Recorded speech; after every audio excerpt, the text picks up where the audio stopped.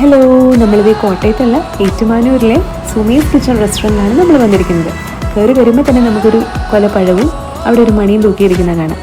അപ്പോൾ നിങ്ങൾ വിചാരിക്കുന്നുണ്ടോ എന്തിനായിരിക്കും ഇതെന്ന്? അത് നമുക്ക് അവിടുത്തെ ഫുഡ് കഴിച്ചിട്ട് ഇഷ്ടപ്പെട്ട് കഴിഞ്ഞാൽ നമുക്കൊരു പഴം കഴിച്ചിട്ട് അവിടെ മണി അടിക്കാമെന്നാണ് അവർ പറഞ്ഞത്.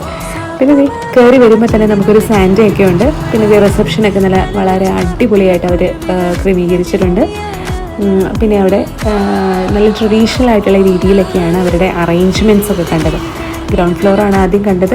നമ്മൾ കറക്റ്റ് ഒരു 12 മണി സമയത്ത് വന്നുകൊണ്ടാണ് വലിയ തിരക്കൊന്നും കാണാത്തത്. പക്ഷെ നമ്മൾ ഇറങ്ങിയ സമയമായപ്പോഴേക്കും കഴിച്ച് കഴിഞ്ഞിട്ട് ഇറങ്ങിയേക്ക് ഫുൾ സീറ്റഡ് ആയിരുന്നു അവിടെ.